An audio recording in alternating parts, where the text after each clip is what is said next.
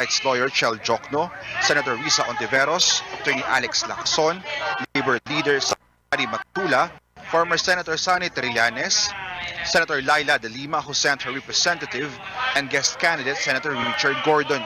Bicol region, especially Camarines Sur province, has turned pink. Supporters from all walks of life show their love for Robredo, Pangilinan, and their Senate team. Dahil sa hindi korap at mahal naman niya ang Pilipinas.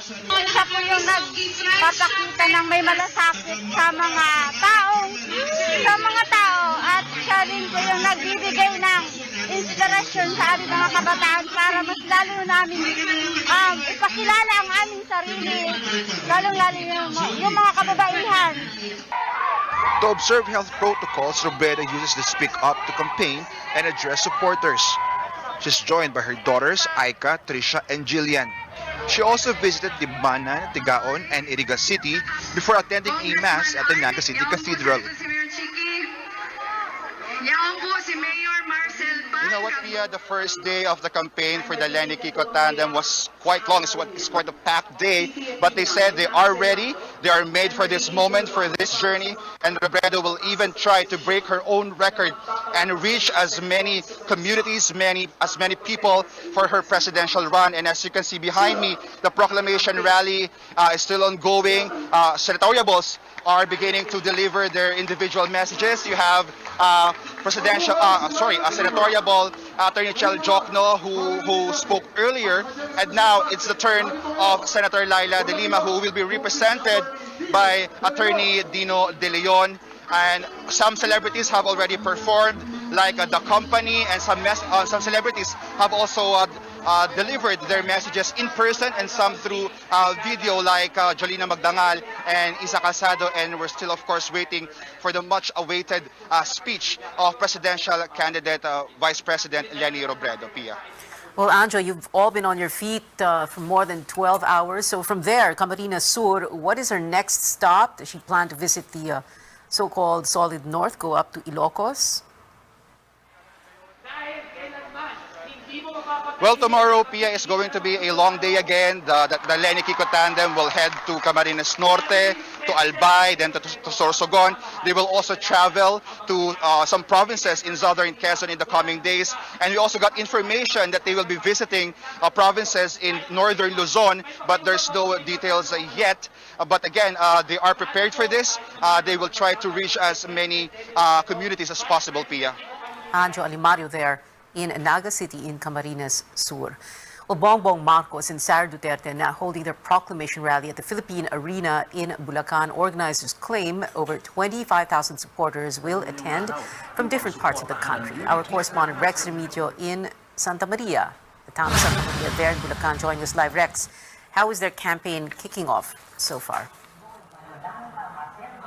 Well, some political analysts are calling the proclamation rally of Bongbong Marcos and Sara Duterte as a show of force. Thousands of supporters are joining the event. Organizers are even claiming over 25,000 of their supporters are present now inside the venue. And aside from the tandem, they're also presenting their senatoriables officially. But Rodriguez, however, saying that the one who will complete the lineup may be known in the coming days.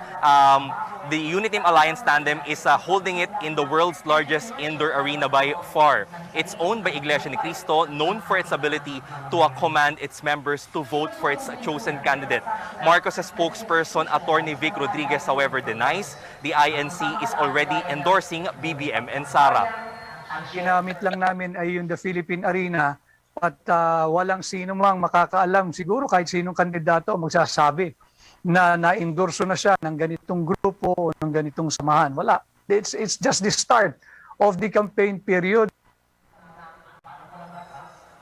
Well, they haven't also invited President Duterte, Sara's father. Rodriguez only says they have no obligation to invite the president in a political activity. Also, getting inside the arena was not easy. one has to be fully vaccinated, undergo an antigen swab test in the area, and of course, a negative result. Some supporters from different areas in the country, meanwhile, have arrived at the venue as early as 9 a.m.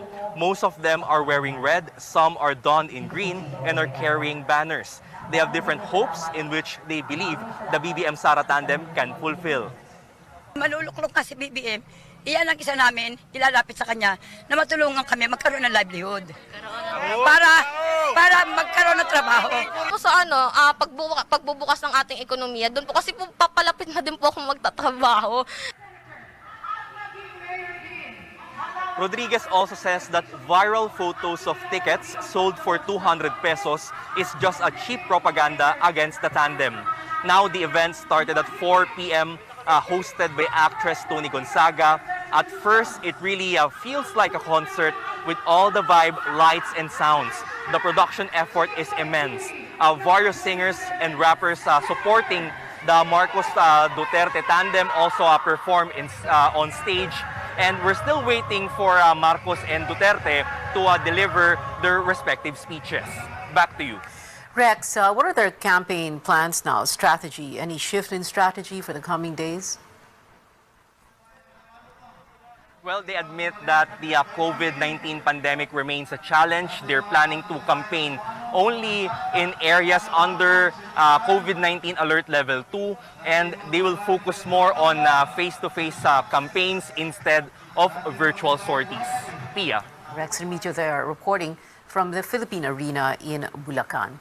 The Lacson-Soto tandem marked the start of their campaign in vote-rich Cavite. The two veteran politicians began the day with a mass, then met with supporters at the Imus grandstand. Let's bring in our George Cahiles, who's been following the candidates all day. George, how did Caviteños welcome Senators Lacson, one of their own, and Soto?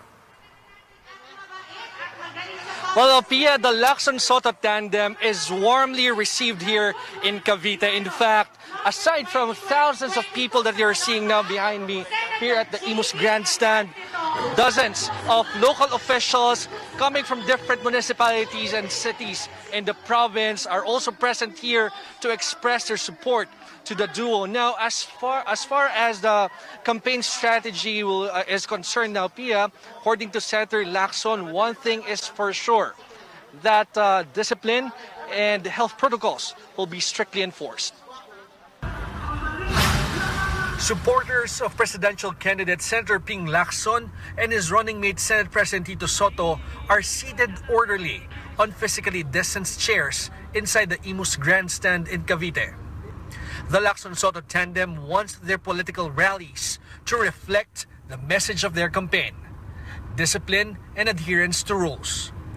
Lacson says they will not sacrifice the health and welfare of their supporters just for the optics. We will run a very disciplined campaign. Disciplined in the sense na dahil may health protocols, I think yun na doon kami mag-stand out. No? Makikita yung diferensya compared sa ibang mga kandidato. Yung disiplina, hindi mawawala sa amin yun. Yun din ang gusto namin kasama sa programa namin sa gobyerno yun eh. Gawing madisiplina uli ang gobyerno. Both Lacson and Soto are 73 years old. Despite their age, they declare they're in good shape and will focus on grassroots consultations across the country during the 90-day campaign period. Dadalaw kami doon sa, alam mo yon, mga pangkaraniwang common folks, makipagkwentuhan at malaman namin ano yung common, mga ordinary problems ng mga tao sa lansangan, tao sa mga karinderya, tao sa barberya. Yun ang isa naming kinukonsidera na puntahan na sa ganun, walang crowd. As early as the day we decided to run, we were prepared mentally and physically. The Lacson-Soto tandem considers Cavite as their bailiwick, with over 2 million registered voters. Earlier, however, Cavite Governor John Vic Remulla in a Facebook post said Lacson may not be able to get the majority votes in the second most vote-rich province in the Philippines.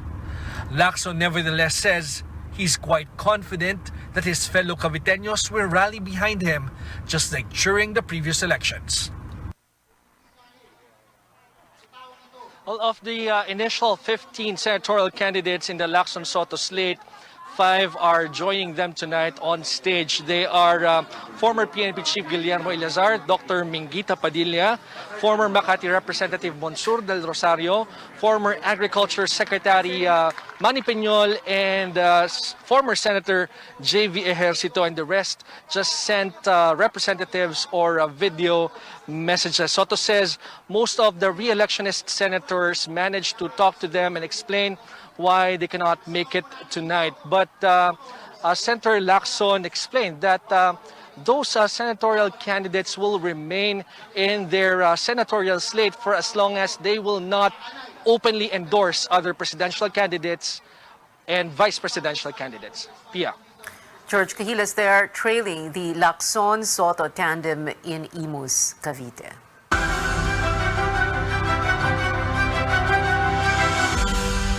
Over 13,000 children aged 5 to 11 have received their first dose of the COVID-19 vaccine. Government officials describe the initial rollout of the pediatric vaccination here in Metro Manila as very successful. So far, there was only one reported case of an adverse reaction, with a child in Parañaque City experiencing mild rashes.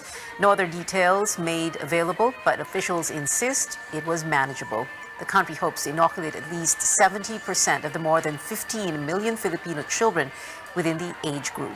Nationwide rollout will start on February 14. Officials also hopeful local governments can take their cue on how to host kids' vaccinations, similar to how they've been done in the past 2 days. I suppose they have to be consistent. In other words, the innovation, the creativity, the very colorful come-ons, the goodies, the ice cream. Sana araw-araw, ganon. We have to vaccinate this younger generation because it will preserve the Filipino generation in our future. Kasi kung hindi natin sila alagaan, mahirap nakita natin they will be vulnerable.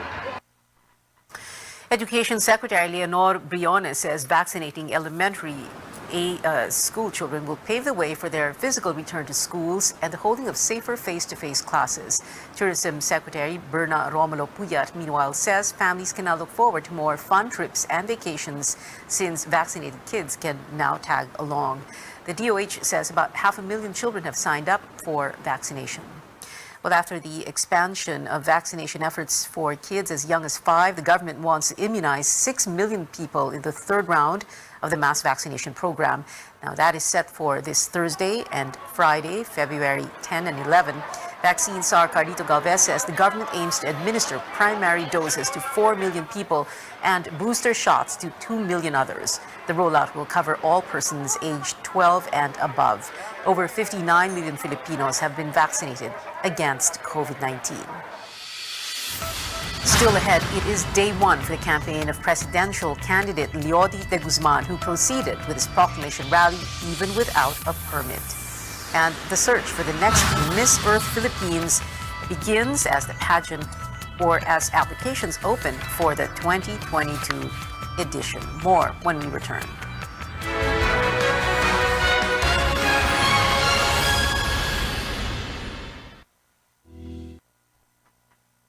Libre ko San Miguel Beer, basta akin ang Tansan. Tansan? Sa San Miguel Oktoberfest Instant GCash Panalo Promo, uulan ng up to 100 million pesos in GCash prizes. Buy any San Miguel Beer, hanapin ang code sa crown. Kung meron, panalo ka! Iscan ang QR code sa mga posters at Facebook. I-type ang code and win! Sali na! Available in areas where allowed. See posters for full details. Promo runs from September 1 to December 31, 2021. Per DOH FDA CFR permit number 0424 series of 2021. Drink responsibly. RPN DXKP Pagadian. Ang inyong Radyo Ronda. RPN. RPN. Radio Philippines Network. Radio Philippines Network. Live to the world. Pinaagi sa FB page. Karon, mag-download na. Pinaagi sa Google Play o Apple Store, YouTube o Twitter.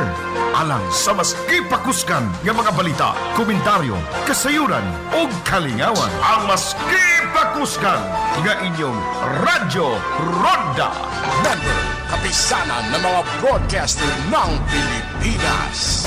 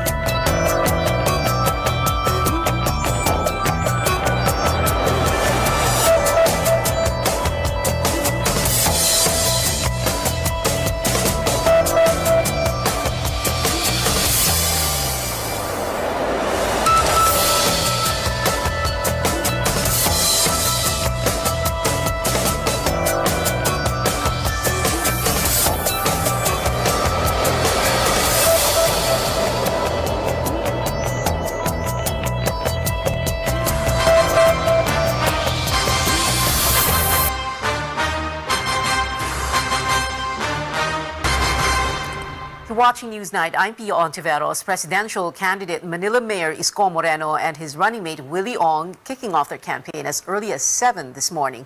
Our Paolo Barcelon gives us an update live from Manila. Paolo, is the proclamation rally still going on, and what is the situation there?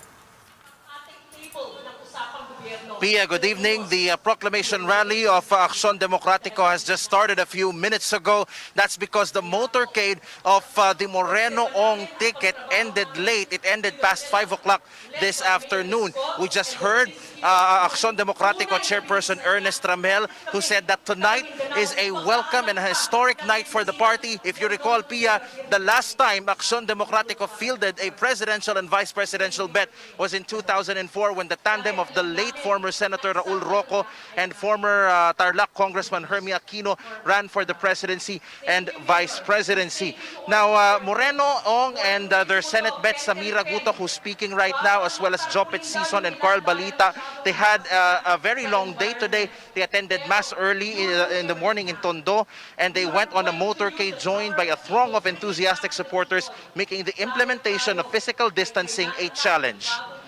Wala, hindi mo mapigilan ng tao, pero I'm very grateful and alam mo yon, yung heartwarming, yung parang hindi ko maipaliwanag eh. Basta masayang-masaya ako sa mainit na paghatid nila sa atin. Moreno's campaign strategist Leito Banayo says he hopes the poll body would see the current situation and make adjustments to allow candidates more breathing room to interact with supporters. During his listening tours, Moreno had been closely interacting with supporters, but today he's on a flatbed truck surrounded by staff tossing giveaways and without the usual shaking of hands and selfies due to COMELEC regulations. We can't debate with the COMELEC over those rules, no? But hopefully they will see that it will be very difficult also to police or to ascertain, no, strict conformity with these rules. No? Meanwhile, Pia, back here at the Cartilla ng Katipunan, Moreno is expected to deliver a speech in the next few minutes or so. Endorsements are also expected to be made by several key politicians. Senate President Pro Tempore Ralph Recto, House Deputy Speaker PJ Garcia, and Taguig City Mayor Lino Cayetano, which Mr. Banayo says will have an active role in the Moreno Ong Tandem's campaign. Pia. Paolo Barcelon there reporting from Manila. We now head over to General Santos City in South Cotabato, where presidential candidate Senator Manny Pacquiao is starting his campaign. Cian Arcangel joins us for the latest. Cian, go ahead. Residents of General Santos City throw their all-out support for Senator Manny Pacquiao's presidential bid, like they did in his boxing fight. Around 25,000 supporters gathered at the stadium here to cheer the city's beloved son, who literally fought his way from poverty to become a billionaire politician. Supporters we've talked to say that same thing. Pacquiao deserves to become the next president because of his compassion for the poor. Many of Pacquiao's supporters have been here since noon, braving the heat to see him. Kasi marami siyang plano eh. Marami siyang magandang plano sa Pilipinas. Yun lang ang siguro ang makatulong sa mga mahirap. Yes po. Bakit?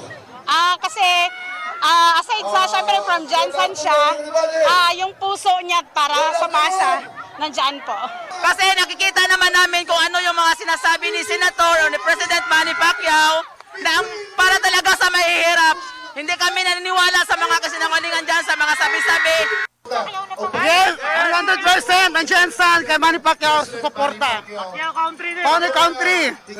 Dapat sa iboto para sa mahirap, para sa masa, Manny Pacquiao, lahat tayo. Former broadcaster Manny Rafi Tulfo, who's among the top-ranked senatorial bets, is expected to personally attend Pacquiao's proclamation rally. Also present is former Eastern Samar Governor Luzgardo Barbo. Senator Sherwin Gatchalian is actress Bianca Manalo.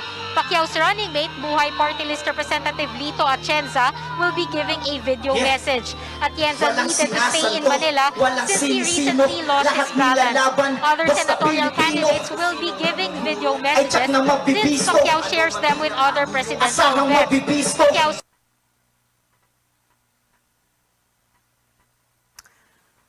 Right, I think we lost that signal to Cian Arcangel, who was reporting live from General Santos City on the Manny Pacquiao campaign. Now, presidential candidate Leody de Guzman pushing through with his proclamation rally. The Commission on Elections had said his event could be an election offense since a permit is required. Chrissy Di Matulak joins us live from the Bantayog ng mga bayani in Quezon City for the latest. Chrissy? Yes, Pia, despite having no permit, it's still all systems go for the campaign of Leody de Guzman. Comelec earlier announced that the camp of Cal Leody failed to apply for a campaign permit. Still, the Labor leader continued or carried on with his motorcade starting from his home at Cainta, Rizal all the way to the ABS-CBN compound in Quezon City. He then proceeded to his proclamation rally at the Bantayog ng mga bayani in Diliman, Quezon City, where 1,500 people were expected to attend. De Guzman says the current situation will not stop his campaign plans for today. Nasa ganung sitwasyon kami ngayon na obligadong ituloy dahil malaki na yung paghandang nagawa.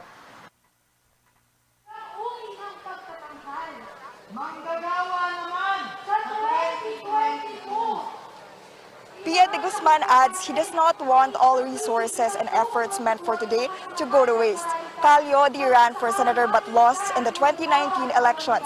He now has set his sights on the presidency, which he says will give him a bigger platform for his advocacies, including ending contractualization and providing more opportunities for farmers and fisherfolk. Pia?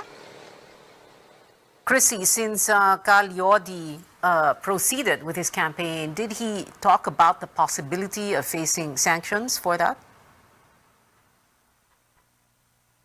Yes, Pia. According to Cal Leody, his team or his camp has already allotted great effort for the campaign. According to the team, given the preparations, he says they have no other choice but to proceed. Under Comelec rules, an election offense could result to fines, jail time, or even disqualification. According to Cal Leody, he hopes that the sanction will not result to his disqualification. Back to you, Pia. Chrissy Di Matulak there reporting from Quezon City. Now here's a look at the proclamation rallies of other presidential contenders. Democratic Party of the Philippines standard-bearer Dr. June Montemayor is currently holding his event in Pasay City. Former Duterte spokesman Ernesto Ernie Abella will stage his caravan and proclamation rally in Cavite tomorrow. Former Defense Secretary Norberto Gonzales will hold his proclamation rally next Tuesday, February 15th. And the team of businessman Faisal Mangundato says the presidential candidate has yet to schedule an event. Mangundato, Pacquiao, and Gonzales have confirmed they are taking part in Comelec's campaign e-rally this 7 p.m. Some vice presidential and senatorial candidates are also expected to participate, as well as party lists and political parties in the 2022 race. Well, still on Newsnight, just 5 more days until alpine skier Asa Miller hits the slopes at the Beijing Winter Olympics. Take a closer look at his preparations. And the search for the country's Miss Next Earth Queen is on. You're watching CNN Philippines.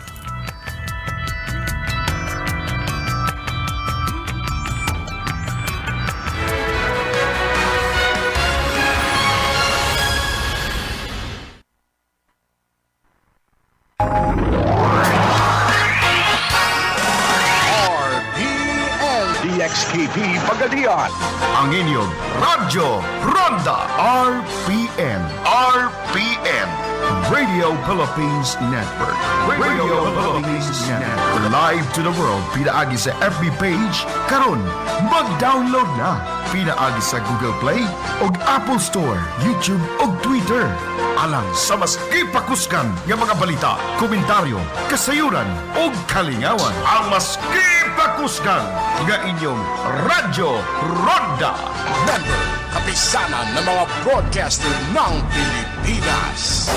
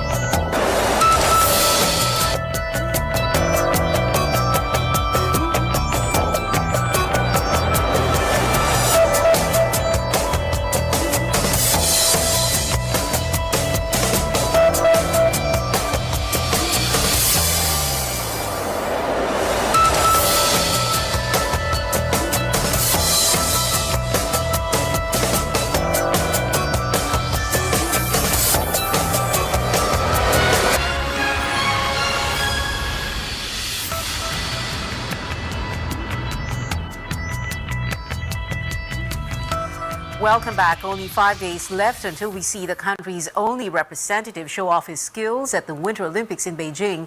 Alpine skier Asa Miller, not Asa as I said earlier, is competing in 2 events for his second Winter Games stint, the men's giant slalom on Sunday, February 13, and the men's slalom next Wednesday, February 16.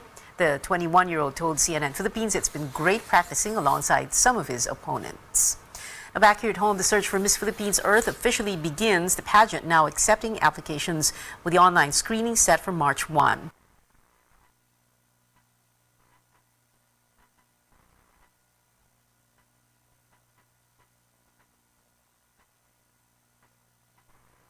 It's also eyeing an on-site coronation this 2022 after 2 years of virtual events. The competition looks to promote the protection of animal life with the theme Me Loves Fauna for its 22nd edition. And that is it for tonight. Join me again on news.ph at 7 p.m. and for a Politics as Usual special at 8 tonight, not 8:30, 8 o'clock. I'm Pia Ontiveros for Newsnight, where we go above and beyond the headlines.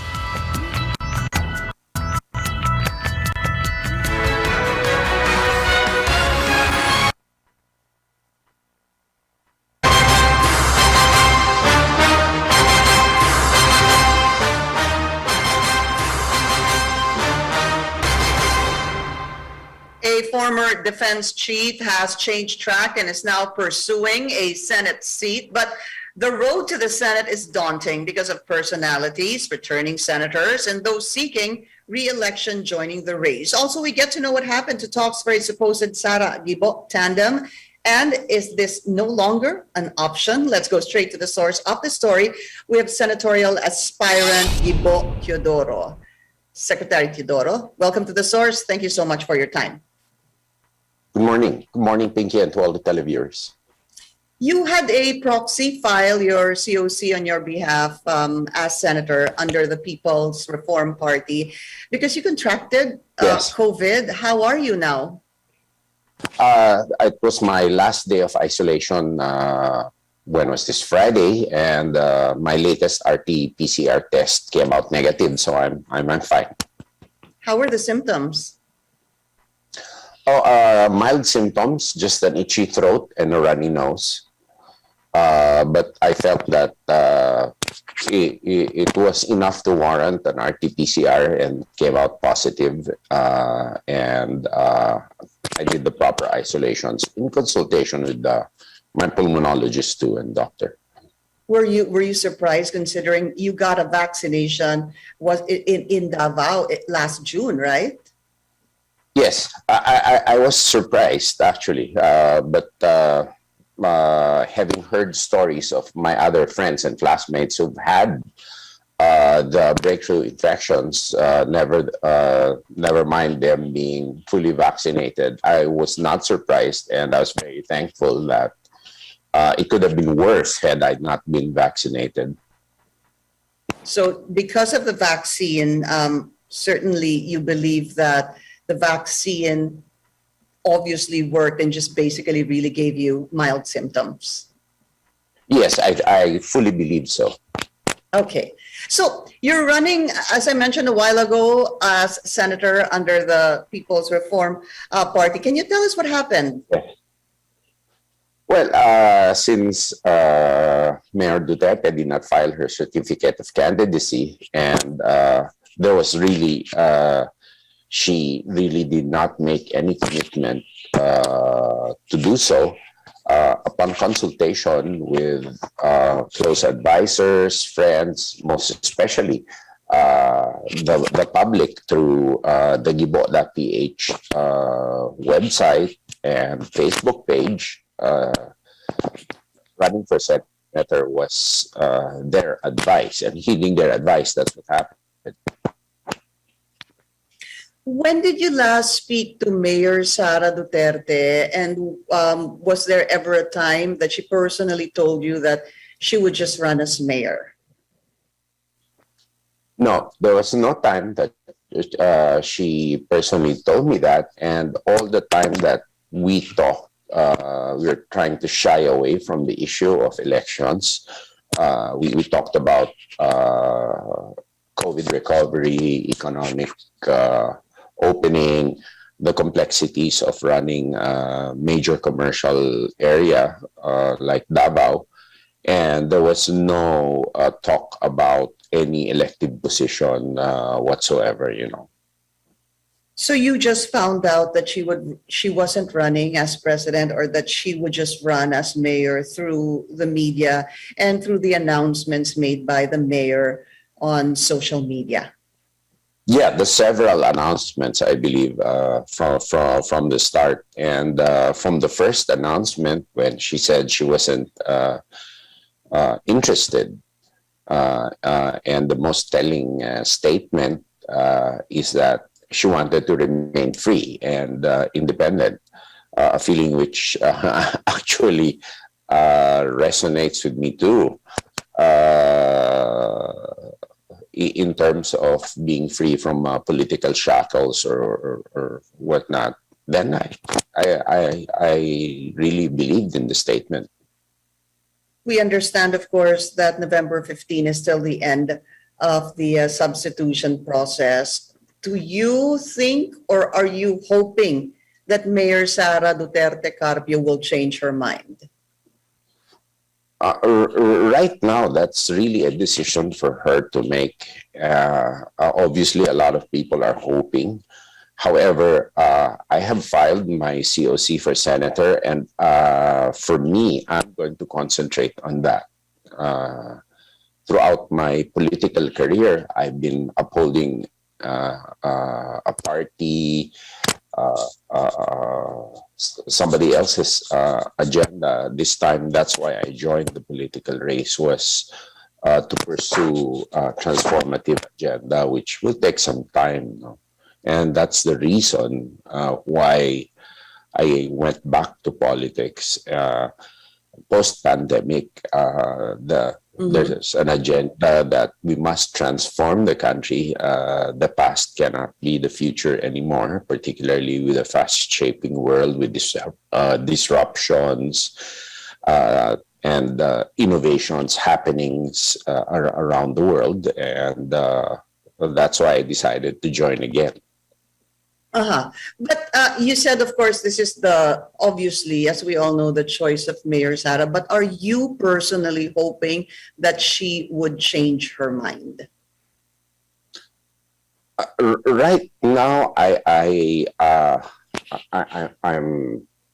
If she would change her mind, there would have to be a very, very good and big reason for it, and that's within her and for her to decide.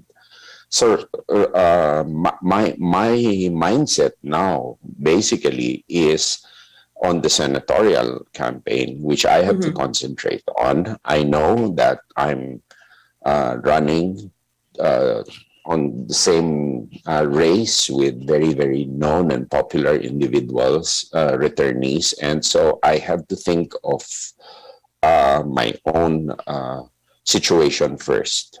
Your own campaign? Yes. Yeah. So does that mean certainly, absolutely, that you will no longer pursue the vice presidential race, that you will for sure run as senator? It would be very unlikely for me to shift at this time. It would have to take a major reason, positive reason, which would be beneficial for the agenda I'm pursuing to do so. But right now, there's no reason for me to shift. What would make you shift? I wouldn't know. I wouldn't know. It has to be really heavy and important and doable, you know. Let's say, hypothetically, sir, Mayor Sara Duterte Carpio runs and she asks you to be her vice president. Is that a heavy enough consideration for you to accept? I'll have to think about it. I'll really, really have to think about it. I'll have to see where I stand. I'll have to think about how my agenda will be accepted. And those are just some of the criteria I'll have to think about. Plus, So that of there- course, the winnability factor is also very important. Right. So there's still a possibility. There's still a small opening there. That's how I'm understanding your statements. There are no yeses, firm yeses or nos. But right now, it's highly unlikely. Let's put it that way. Okay, we need to take a very short break. The source will be right back.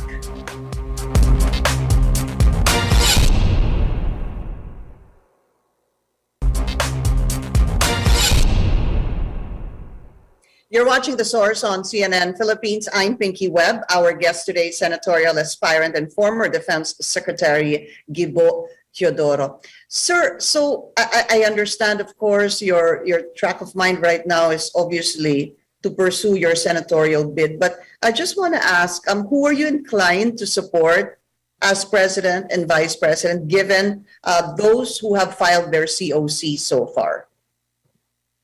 I think it's the reverse. Whoever will support the agenda of Bagong Pilipinas para sa bagong henerasyon and cooperate with it. I think I joined the People's Reform Party so that I'm independent to pursue that agenda. And right now, I'm just concentrated on pursuing that agenda, building my base. And the question of who to support as president or not does not come into play because the party has not decided to support anyone yet. And running as senator, so far, who else is in your team? I think the PRP, I'm the lone candidate for it. So far, no? Yes. Yeah, because there's talk on presidential spokesperson Harry Roque. He said that his decision to run is something that he needs to still ask Mayor Sara Duterte and President Duterte as well. So far, it's you right now, part of the team. Yeah. It's something that you mentioned. You mentioned a while ago, no, sir, that there's a lot of personalities. Even I said that a while ago. Even re-electionists, returning senators, popular personalities vying for the Senate seat. How difficult do you think this election will be for you? It's admittedly going to be difficult, given that I've been away from the political scene for quite some time. And you're going against popular names. And I know that really the personality counts for a lot in local politics. But hopefully this can be overcome by the networks and relationships I've developed throughout the years, particularly with local leaders and other politicians. And social media now has a very, very great impact, and hopefully that will level the playing field, so to speak, insofar as I'm concerned. You were talking about social media. I think it was back in February that you had changed your Facebook photo to a check. You added, I think, a check and changed it to green. And Yes. it somehow sparked the return, a political comeback for Gibo Teodoro. What happened back in February? Well, I think that's when the final decision within the family, my wife and our son talked about it. We agreed that it would be a go, that I tried to make it back to public service, given that perhaps this is the best time that somebody who's had both government and private sector experience could be helpful to the country. And that's when the check mark was put in. But what pushed you? What made you say that 2022, I'm going to make a political comeback? No, actually, it was a long process, and it was a process of the pandemic too. That for in any time that perhaps the country would need my services, or the country would have the option, should they wish, to avail of my services and expertise. Mm-hmm. And my family also talked to me about it, that it's the right thing to do at the right time, where there's no one person who probably has the monopoly of solutions, the monopoly of wherewithal, the monopoly of skills needed to run the country, but everybody should pitch in. And my family told me that, I mean, it's your duty to the country that you do so. And that decision was come up and came from there. But there were a lot of people also who were asking that since before, even before the pandemic, bumalik ka na, why don't you give it another go? But there was no compelling reason at that time. But after the pandemic, I think this is as compelling a reason as possible, as you can have, rather. Right. Because it was you were gone for, well, in the public eye, I'd say for about 11 years, maybe 10 to 11 years since the 2010 elections, ni Uba. So I didn't see or hear much of you in the past years. And then it was a surprise, in fact, for a lot of people when you made your way to Davao City. And I remember even Secretary Andaya, Congressman Andaya, saying, this Mayor Sara Gibo is a done deal. What was so done about that back then? That's perhaps what he felt. He explained that's the vibe he felt, and he was really, really excited about the possibility.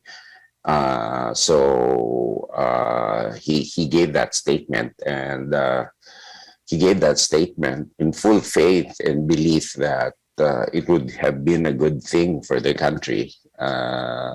However, such was not to be. And so he believed that. Did you believe that as well?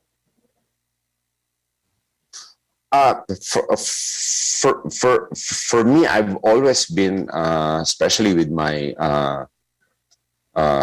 experience in 2010 and my experience in the private sector, I've always been a bit one step backward from being over exuberant about things. And okay, so you're more pragmatic. Actually, not even pragmatic. Yes, pragmatic in a sense, and conservatively so. Okay. I wanted to ask you, when your family was discussing this, and even friends, that maybe it's time to make a political comeback, what was foremost in your mind? When you say political comeback, did you think, well, I want to run as vice president, I want to run as president, or I want to run as senator? Was there an option A for you? What was option A? My experience in the private sector is that the majority of the experience in institutional private sector was as an independent director. Basically, as one who views you're part of the institution, but you're there to have a second look at things and view things on a macro perspective. And that's perhaps how a vice president can be really, really beneficial to an administration or to a president.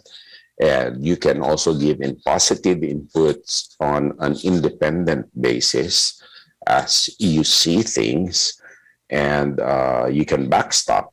And so the vice presidential role would have really been perfect. Plus, I could go around the country advocating for and asking questions about what the young feel the future should look like for them. It would have been perfect, and but such is not to be as of this day. And so I'll still continue the movement.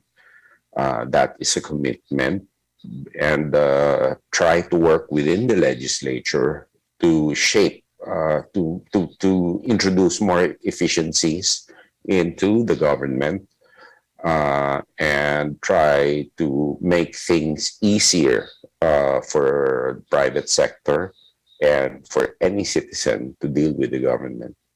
So really, option A was to run as vice president, but because that didn't pan out, option B would have been to run for the Senate.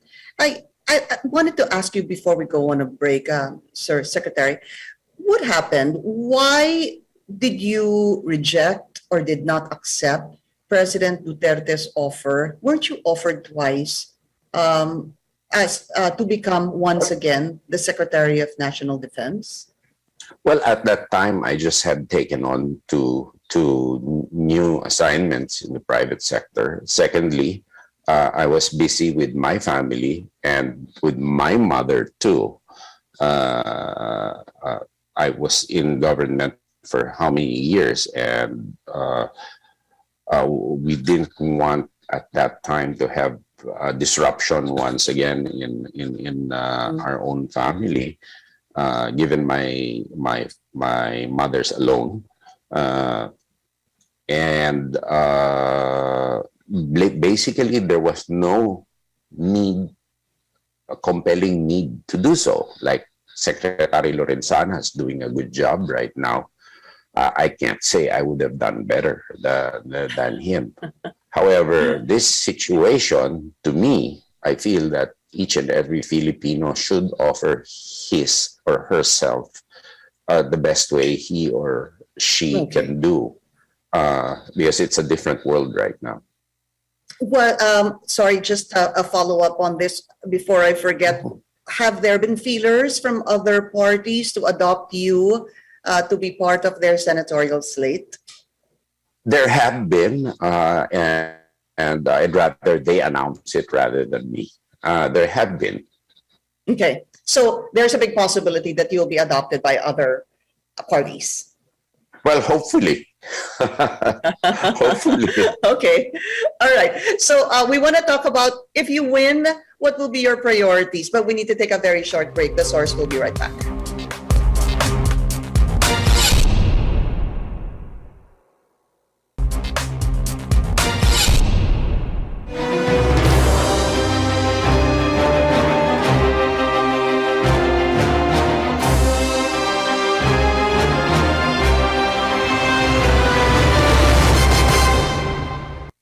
You're watching The Source on CNN Philippines. I'm Pinky Webb, up close and personal now with senatorial aspirant Gibo Teodoro. Okay, sir, just want to quickly get first your thoughts on the hearing at the Senate. They are about to release a partial report on the the budget that has been used for the government's COVID-19 response. Have you been following it? And if so, what are your thoughts? Well, I've been following it, and where there's smoke, there's fire, and it should be pursued by professional investigators in impartial way, and whoever has done something wrong should suffer for it, basically. But this should not also serve to stall the need to acquire vaccines as quickly as possible, because vaccinations are necessary and crucial in order for our economy to open.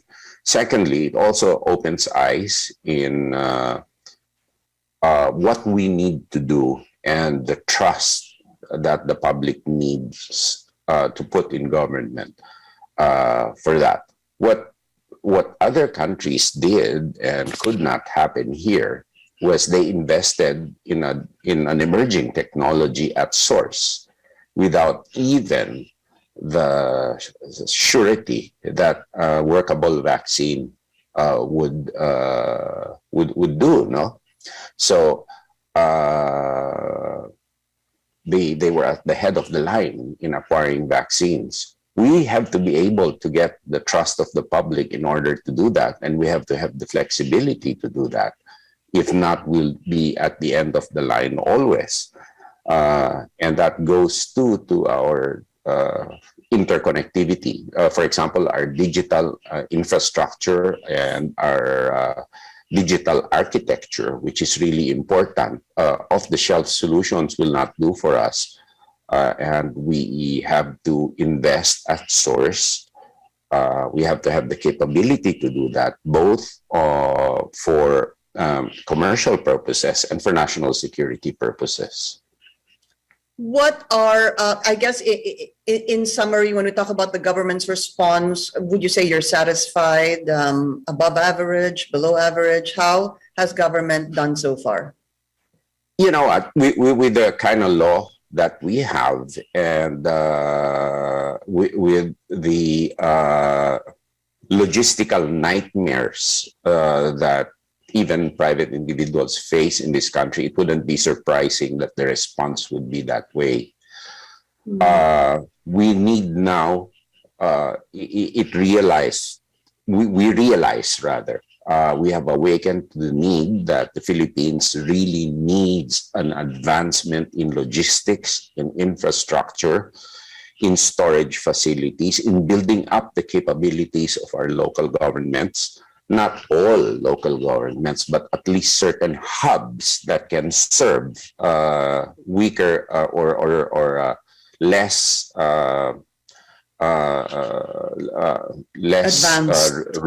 advanced local government units, less developed rather, local government units to serve as hubs. And that would ease our problem a lot. And we need a lot of investments in that. And that's one of the things that I would be pushing for more infrastructure, for interconnectivity, both digital and physical infrastructure. Okay, we have the yes or no question. This is the part wherein you just answer yes or no without any explanation. I only have 1 minute left. I hope you don't mind, sir. So the first is, are you in favor of easier public access to the SALN of the President, Vice President, and members of Congress? Yes or no? I've always done it. So the access has been always easy for me. So yes. Do you support lifting foreign ownership limits in the Constitution? Yes, I do. Actually, yes, I do. Are you in favor of the reimposition of death penalty for drug-related crimes? No, not for the reason that just no, not because I oppose it, but because the judicial system probably might lack resources to guarantee a fair trial. Should a sitting president be allowed to run for vice president in the next election? Well, to me, ultimately, let's leave it to the people to decide. So, is that a yes or whatever a no? legal, yeah, the people will decide anyway. Okay, are you in favor of resuming peace talks with communist rebels? No, actually, no. That's already been done. And lastly, should the country be more aggressive in protecting its maritime interests in the West Philippine Sea? It should be more aggressive, yes, but how aggressive it is varies, no? Because internationally, in international bodies, we can only do so much. Unfortunately, as the president said, the UN itself is one of the most undemocratic organizations because of the veto power of the permanent members of the Security Council. All right. Sir, we've run out of time, but I'd like to thank you for this opportunity to be able to speak to you. And of course, good luck to you. Good. Thank you so much. And thank you for the opportunity. Good morning and have a great week ahead. And thank you to senatorial aspirant Bibo Teodoro. Thank you for joining us here on The Source. I'm Pinky Webb. You're watching CNN Philippines.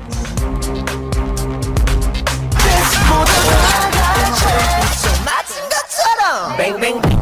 Linsky General Merchandise, San Pedro District, Pagadian City, at bang sa balay sa mga pawaran kaniadto na maligya sa mga makina